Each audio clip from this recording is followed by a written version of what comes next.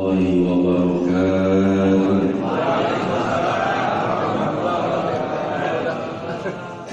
Alhamdulillahi rabbil alamin. Hamdan katsiran thayyiban mubarakan fi ala kulli hal. Alladzi qad awjada min nurihi nuran bihi ammal huda. Assalatu wassalamu ala sayyidina Muhammadin wa ala alihi wa sahbihi min yawmi hadza ila yaumiddin, amma ba'du. Yang sama-sama kita hormati, kita banggakan, teristimewa segenap pengurus kuliah subuh Rabu pagi di bawah pimpinan Bapak Haji Ahmadi. Yang sama-sama kita hormati segenap pengurus Masjid Al-Ihsan dan juga pengurus Mushola Al-Barakah yang baru saja mentransfer. Mudah-mudahan selalu dalam keadaan sehat walafiat. Amin. Di antara guru-guru yang hadir pada kesempatan pagi hari ini, Al-Karam Ustaz Bapak Kiai Sulaiman Rohimi, Al-Karam Ustaz Kiai Zainal Mustafa, Al-Karam Ustaz Dr. Sa'ad Syafaat Al-Bani Hamzah, Ustaz Haji Mursidi, serta pengurus atau koordinator kuliah subuh ahad pagi Amanah Bapak Haji Madani bin Haji Madani, segenap para jamaah sekalian, pengurus masjid maupun mushola yang mohon maaf tidak disebutkan satu persatu. Insya Allah kita semua ini calon-calon penghuni surganya Allah Subhanahu wa Ta'ala. Di pagi hari yang penuh makna ini, alhamdulillah kembali kita dapat duduk bersimpuh, merenung sejenak, mengadakan satu perenungan untuk perjalanan hidup kita ke depan. Mudah-mudahan hamparan rahmat sekaligus nikmat yang Allah titipkan kepada kita, kiranya kita menjadi golongan hamba-hambanya yang pandai bersyukur sekaligus tafakur kepada Allah Subhanahu wa Ta'ala. Amin ya rabbal alamin. Salawat dan salam kembali kita habiskan kepada putra Abdullah dan Aminah, jantungnya kota Mekah, intarnya kota Madinah. Dialah Nabi kita, Nabi besar Muhammad sallallahu alaihi wasallam. Harapan yang sangat besar kiranya nanti beliau memberikan syafaat kepada kita. Amin ya rabbal. Hadirin yang berbahagia, kurang lebih 40 menit kayaknya. 40 menit ini berasa juga. Bapak Ibu yang saya muliakan, diterangkan dalam salah satu kitab, mungkin kita sering dengar, baca, bahkan mengikuti pengajian yang disampaikan oleh guru-guru kita. Sebut saja kitab Mukhtarul Ahadits An-Nabawiyah. Pernah dengar Pak? Pernah lihat? Belum. Yang dikarang oleh Syekh Ahmad Al-Hashimi. Di dalam kitab tersebut ada hadis qudsinya Allah Subhanahu wa Ta'ala yang diriwayatkan oleh Al-Imam Baihaqi dari Anas bin Malik. Apa kata Allah dalam hadis qudsinya? Innallaha ta'ala yaqul, sesungguhnya Allah Subhanahu wa Ta'ala telah berfirman. Apa kata Allah? Inni la ahimmu bi ahlil ardi adzab, sesungguhnya aku ini ingin melimpahkan sekali azabku ke pangkuan dunia ini. Allah mau marah kepada penduduk muka bumi ini dengan segala tingkah laku pola kehidupannya. Yang kaya semakin kaya, yang miskin tambah awet.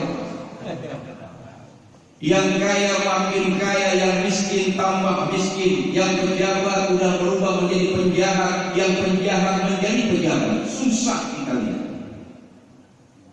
Allah mau marah melihat karakter hidup sosok manusia di alam dunia ini udah gregetan dah. Tahu gregetan? Udah gemes banget. Tingkat kemarahannya luar biasa. Ambil satu contoh analogi lah. Kita lagi marahin anak kita di rumah. Marahnya udah sampai tenggorokan. Marahnya sudah sampai memuncak melihat tingkah laku anak kita. Ketika kita lagi mau marah, tiba-tiba datang guru kita Kiai Sulaiman Rahimin ke rumah kita. Kira-kira jadi marah? Lanjut marah? Kenapa agak marah? Karena ada orang yang dipandang. Ada orang yang dipandang, ada orang yang disandang, bahkan ada orang yang dilihat. Siapa? Sosok manusia.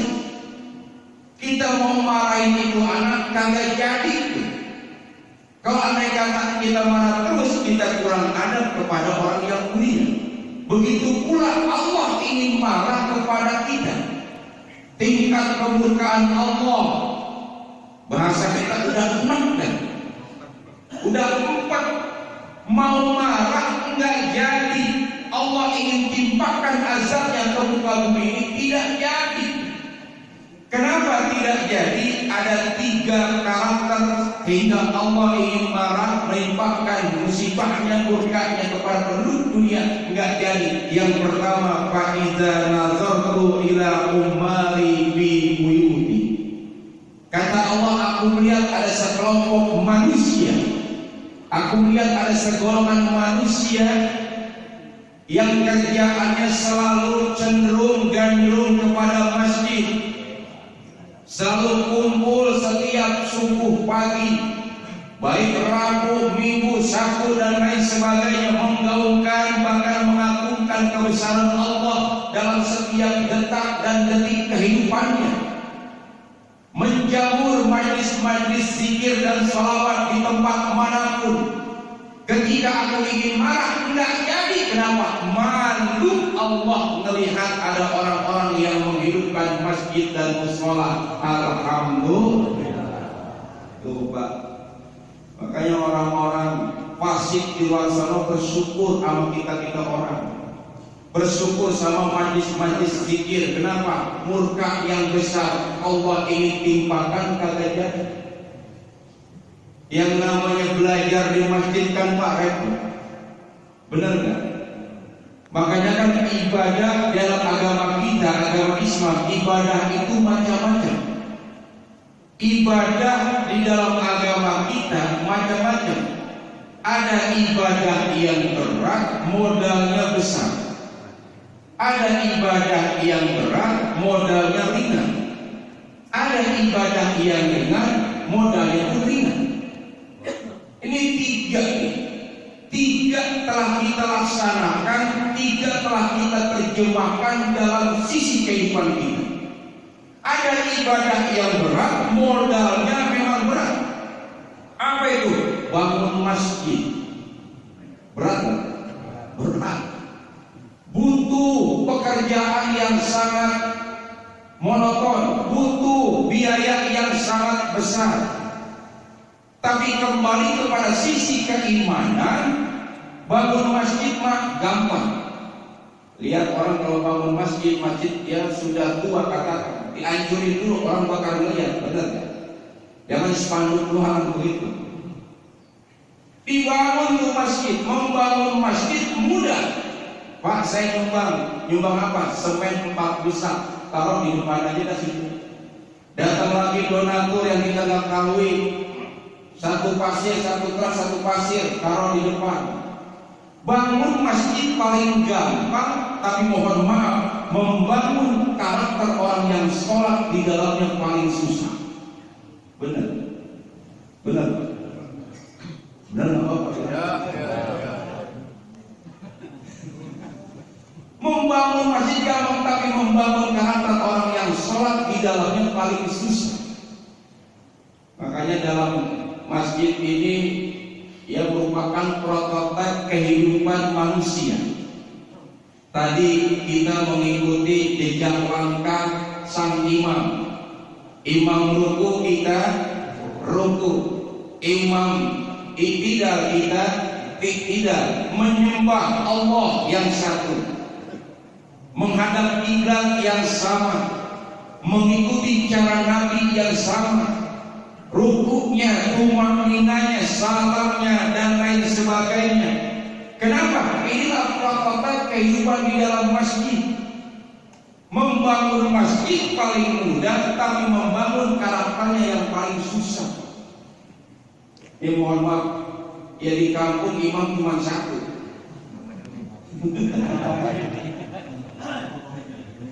Imam cuma satu Pak, menjelang maghrib, azan kumandang, kemudian sholat sunnah, kemudian selesai qomat. Kebetulan itu imam pergi kondangan. Kan repot. Tengok kanan, tengok kiri, main dorong-dorongan. Ya lu aja teh, enggak lu aja. Lu Pak RW kagak bisa gua.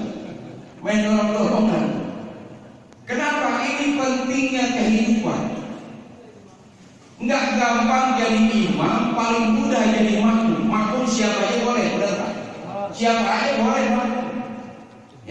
Yang jarang ke masjid boleh jadi makmum. Yang mabok masih boleh, paling kata ditaubat.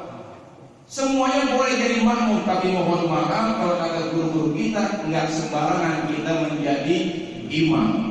Kecuali imam besar Habib Muhammad Rizik Sihab. Benar Pak?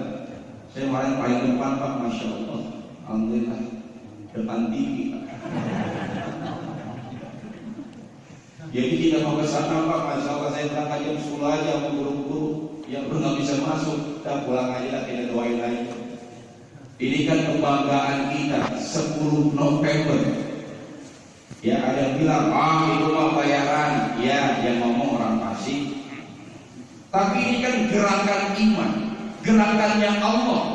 Kalau tanpa ada gerakan Allah nggak mungkin. Terpanggil dari iman lubuk hati yang paling dalam, berangkat tuh. Terminal 3 Pak. Baru ini kita dengar terminal 3 baca Yasin, Arba, Mohon. Cakep tuh. Makanya sekalian kemarin peresmian terminal 3 Pak. 3 kilo bahkan lebih daripada sekian kilo berlari tuh nggak terasa. Kenapa? Karena di situ ada bab cinta Pak. Kayak kita kumpul di Buya Syukur Raboda atau pengajian di mana-mana, kalau nggak ada bab cinta, kira-kira sampai nggak? Ini kan cinta dan iman dibalut kemurniannya. Ini kan 2 indikator, iman dan cinta, cinta dan iman. Kita duduk pagi hari ini karena iman dan cinta. Kita pulang ke rumah karena iman dan cinta. Tanpa cinta Pak, Masya Allah. Kalau kata lagu Bang ini gimana? Hidup tanpa cinta bagai taman tak berbunga. Pernah Pak kita merasakan cinta? Orang kalau jatuh cinta Pak, Masya Allah. Kata orang tua dulu kan begitu, baru lihat gentengnya aja udah seneng banget. Baru lihat gentengnya itu langsung seneng banget. Ini cerita orang dulu pada saya belum ngalamin. Ya, kalau orang dulu kan pagar bilik ya. Iya, kalau ngelancong tahu ngelancong. Ya, gambar atau bolongin dah tuh yang namanya biliknya. Ya, tangannya masukin dah tuh. Ya dipegang dikit udah girang banget. Udah pulang. Ketemu orang yang kagak nggak gentengnya doang, bilik udah girang banget. Makanya Pak, kalau orang tua kita dulu Masya Allah nanamin bab cinta sama iman luar biasa. Jangan jauh-jauh Pak, bedanya orang tua sekarang, emak-emak sekarang, ibu-ibu sekarang sama ibu-ibu zaman dulu beda Pak. Lihat kalau anaknya sakit Pak, orang dulu emang dia ke dokter, santai aja. Emak kita datang, lari datang ke belakang, ngapain? Ngambil bawang. Ambil bawang dikupas, satu digorehin ke tubuh anaknya, 1-2 jam panasnya turun. Benar? Benar. Kemudian perutnya kembung, kata bapaknya, ini bocah perut kembung, minum kagak, makan kagak. Kata ini bapaknya, makhluk datang sono nanti daun apa jarak apa? Ikan daun jarak tuh dipetik dan kemudian digarang di atas kompor, kemudian dipakai diolesi minyak kelapa. Setelah itu ditampelin di mana di pusarnya, ditampelin, nambahin lagi.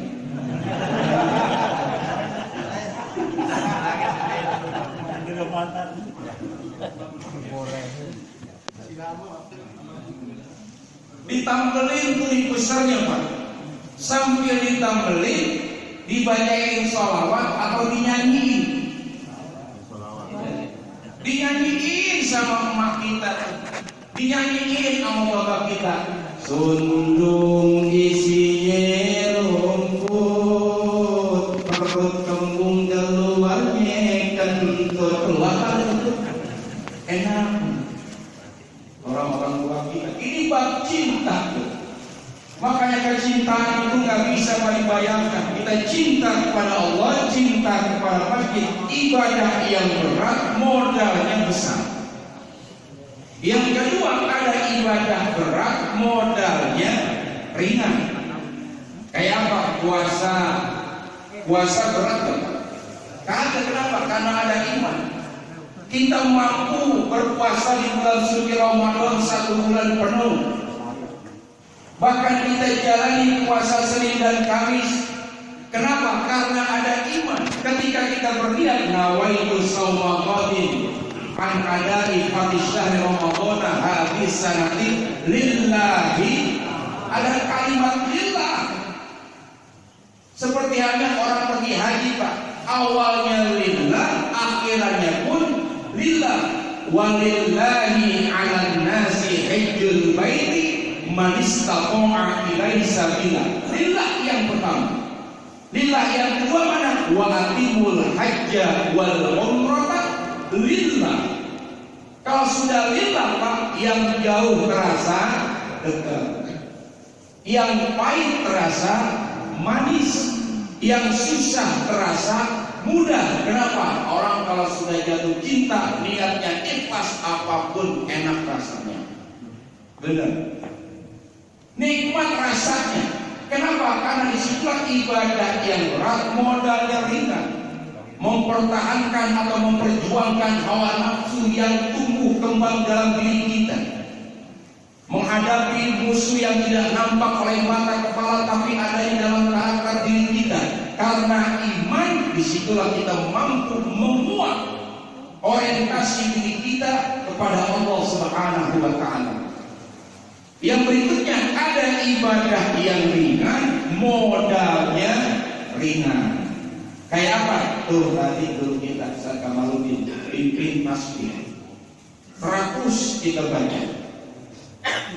Kalau di Keramat Empang Bogor Pak, itu amalan-amalan dari Al-Habib Abdullah bin Muhsin Al-Qafras, yaitu beliau baca dari setengah 4. Ya Hayyu Ya Qayyum La ilaha illa anta, Ya Hayyu Ya Qayyum La ilaha illa anta. Itu amalan beliau. Kalau disambung dengan tasbih, selesai sholat subuh dibaca wirdun nanti yang dikarang oleh Al-Habib Abdullah bin Al-Haddad. Amalan-amalan orang terdahulu. Makanya orang-orang tua kita lupa, Masya Allah, memang dosanya bisa diampuni oleh Allah. Emang kenapa? Ibadahnya kan rajin-rajin, benar. Ibadahnya rajin, emak kita ibadahnya rajin, nenek kita ibadahnya rajin. Tahajudnya yang sunnahnya, yang duhanya, yang wajibnya. Belum lagi sikirannya, lisannya tidak pernah kering kerontang, menggaungkan, membesarkan asma'nya. Putar itu tasbih sudah bau tangan sudah bau tasbih, terputar. Hebat lisannya tuh. Ketika dipanjatkan sebuah doa di hadapan Allah, kalau Allah izinkan dosanya bersih, bahkan terhapus dalam kehidupannya. Kayak anak bayi Pak, anak bayi. Lihat anak bayi kan lahir, berojol dari rahim sang ibunya, punya dosa kan? nggak dosa. Nggak pernah kita lihat ada bayi stres Pak. Kali jam 2 pagi lari ke Indomaret disusu. Kenapa? Karena beda. Lihat ketika ada bayi lahir, tetangga manapun saudaranya sibuk. Kenapa? Yang dicintai. Ada bayi lahir, tetangganya ada yang bawain bedak kasem, bedak baby, kemudian minyak telur, kemudian anduk bayi, kemudian popok. Malah ada yang lebih parah lagi, dibawain rengginang. Dibawain rengginang. Yang makan bayi apa emaknya Pak? Emaknya. Kenapa? Emaknya mendapatkan berkah. Kenapa? Karena bayi belum punya dosa.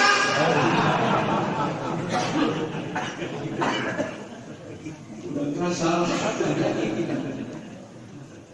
Lihat tuh orang-orang tua kita dulu, ibadah yang ringan, modalnya ringan. Apa? Tasbih.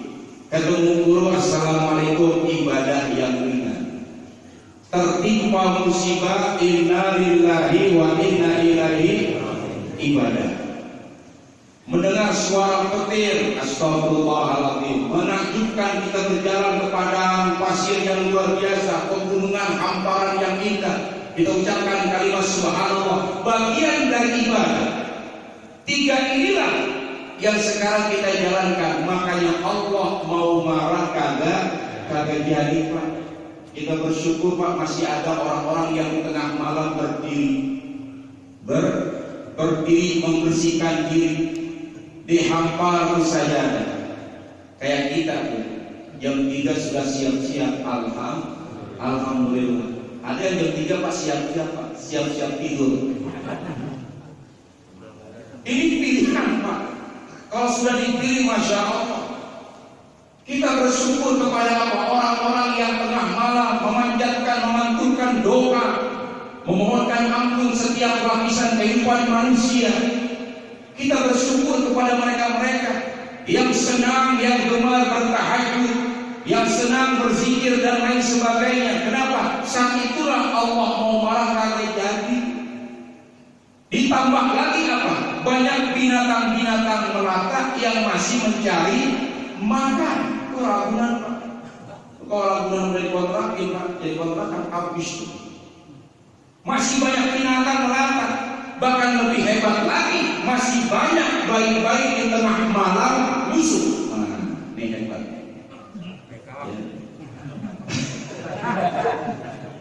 Di tengah malam banyak bayi masih apa? Busuk, masih menangis tangisannya.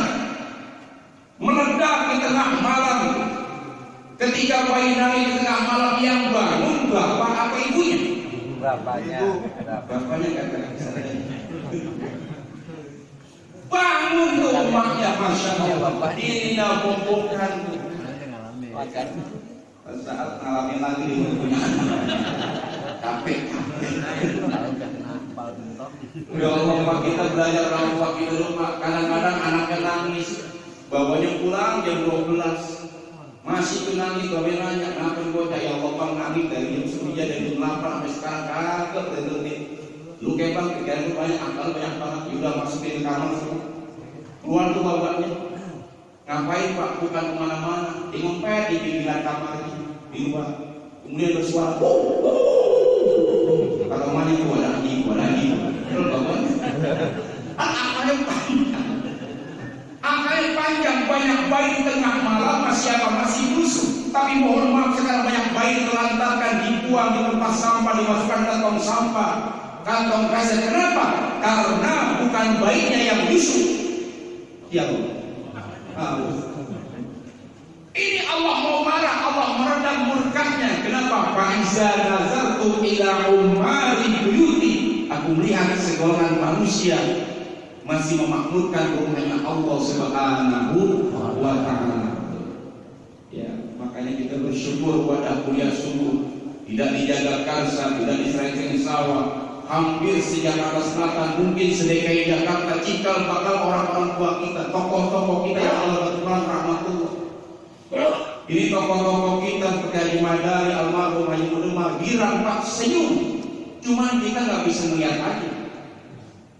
Dia bisa melihat kita ya tidak bisa melihat. Kenapa? Kenapa? Ini jejak rekam orang-orang terdahulu.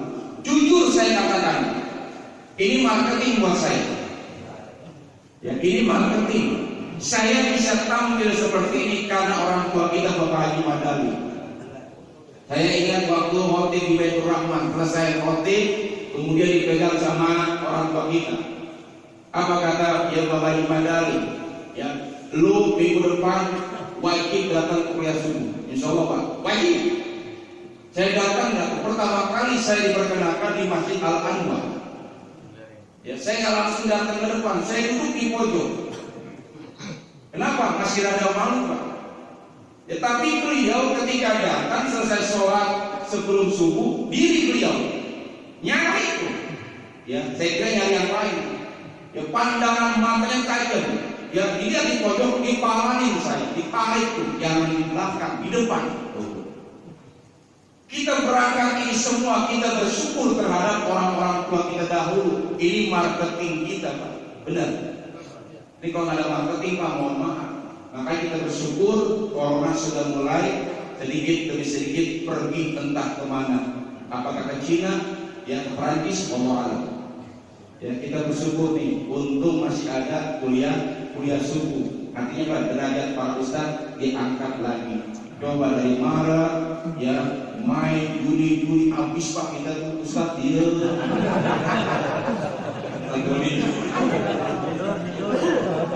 Dia masih ingat kalender atau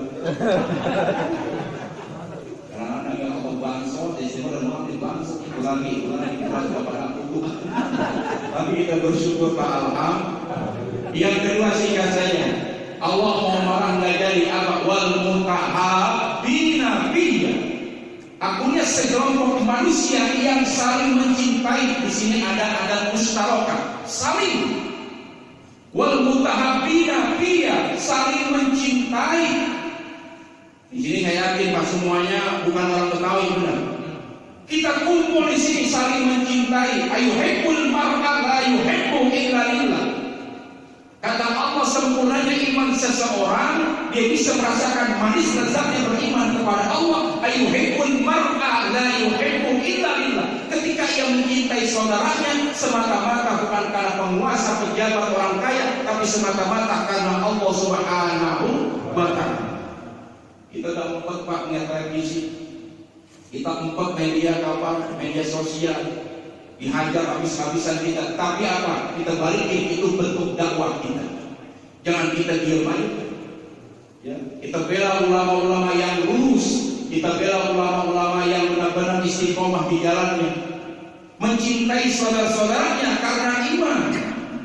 Kenapa? Inilah Allah mau marah, tidak menjadi perseteruan, bahkan pertengkaran dan lain sebagainya. Kita pengen berangkat NKRI ini kembali pada khitoh yang dulu enak. Benar gak Pak? Ya Allah, nikmat rasanya kalau anak mencintai di dalamnya.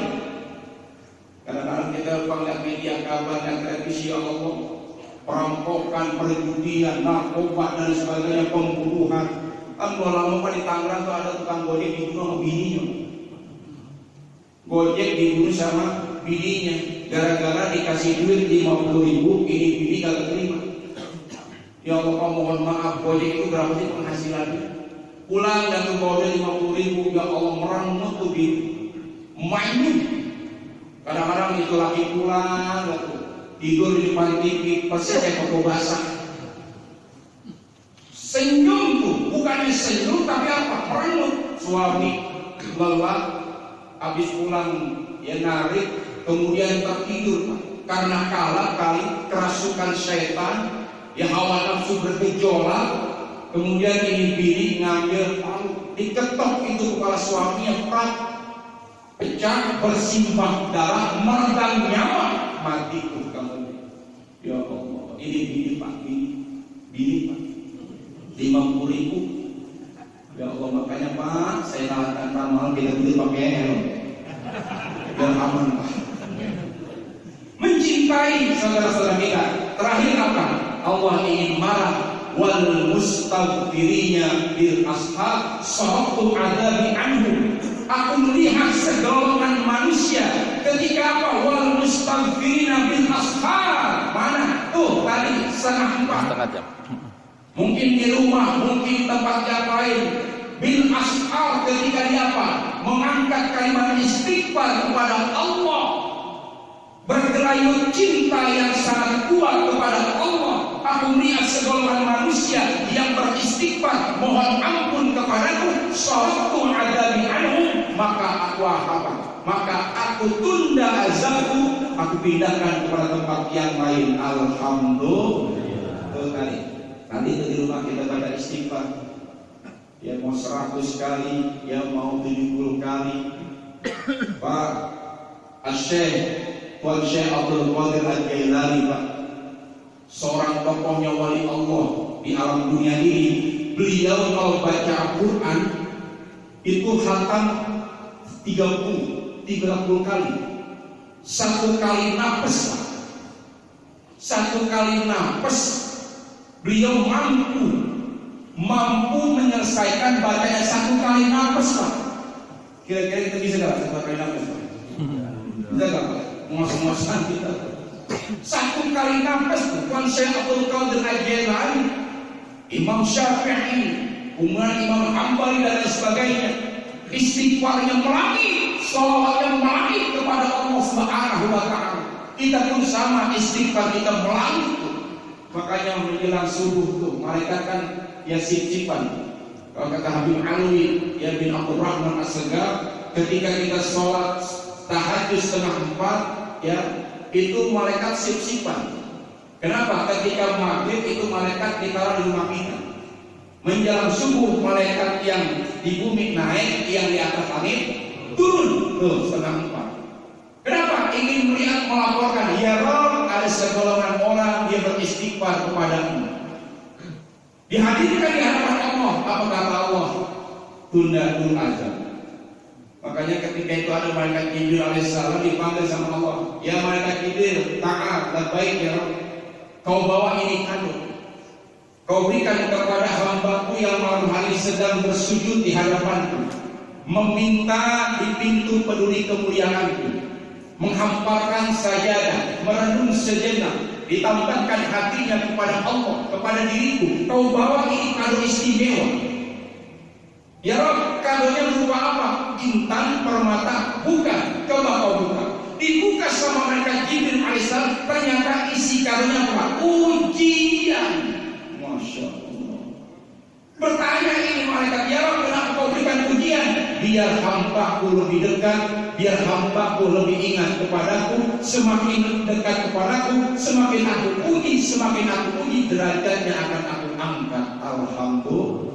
Diberikan diuji, ditempa, digenteng, digojok. Kenapa? Karena iman. Ahasiban nas ayyutraku ayyaqulu amanna wa hum la yuftanun. Adakah manusia mengaku beriman kepada Allah tapi saat itulah diuji dulu terlebih dahulu oleh Allah Subhanahu wa Ta'ala. Mudah-mudahan 3 ini, Pak, kita bisa